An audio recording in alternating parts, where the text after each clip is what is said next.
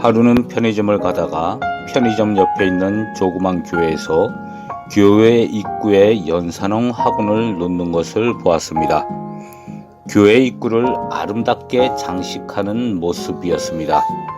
이때 문득 이런 생각이 떠올랐습니다. 꽃피는 계절이 오면 교회뿐만 아니라 다른 종교에서도 자기 성지를 이쁘게 장식할 것 아닌가. 그리고 그들도 기도하고 찬양하고 헌금도 하고 선교도 하고 봉사활동도 할 것 아닌가 하는 생각이 들면서 그러면 외형적으로 보이는 기독교와 다른 종교는 무슨 차이가 있는 것일까 하는 의아심을 가졌습니다. 겉으로 보기에는 아무런 구별할 점이 없어 보였습니다. 그러면서 예전에 직장 동료 한 분이 기독교와 다른 종교의 차이점이 무엇이냐고 물어본 것이 기억났습니다. 그때 저는 이렇게 대답했습니다.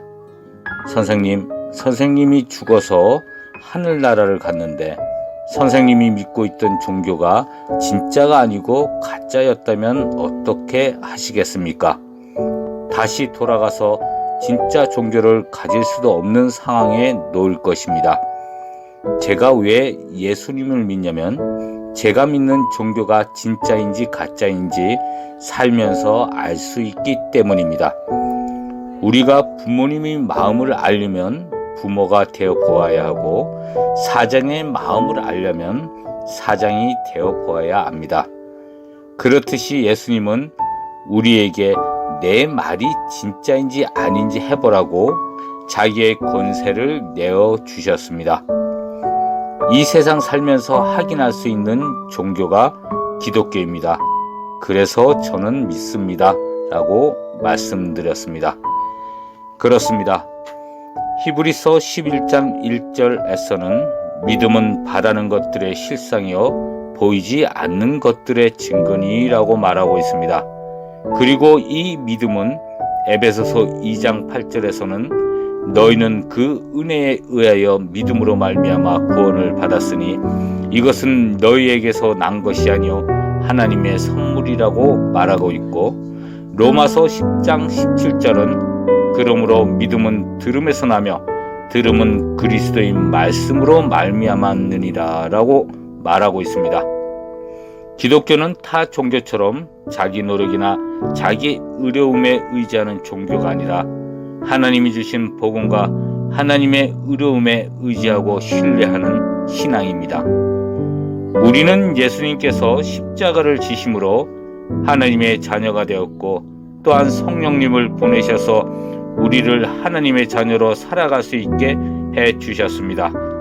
우리가 믿음 생활을 하면서 다른 종교와는 구별된 믿음과 믿음 생활을 가져야 합니다. 우리는 하나님의 자녀이며 자녀된 삶을 살아야 합니다. 믿음의 실상과 증거를 이 땅에 드러내어 이 땅에 하나님의 나라와 복음을 펼쳐 나가야 합니다. 예수님께서는 세상 끝날까지 우리와 함께 하시겠다고 하셨습니다. 만약 우리가 사자와 함께 하려면 사자의 능력, 속도, 생각 등 모든 것을 가지고 있어야 동행할 수 있습니다. 그렇게 예수님은 우리를 하나님의 자녀 되게 하시고 성령님을 보내주신 것입니다. 로마서 8장 14절은 무릇 하나님의 영으로 인도함을 받는 사람은 곧 하나님의 아들이라고 말하고 있습니다. 당신의 삶에 하나님이 주신 믿음의 선물을 받아들이십시오. 당신은 이제 하나님의 자녀입니다. 그리고 성령님의 인도함을 받으십시오. 그러면 하나님의 자녀의 삶을 살 것입니다. 그러면 당신의 삶을 통해 하나님은 영광을 받으실 것입니다. 아멘.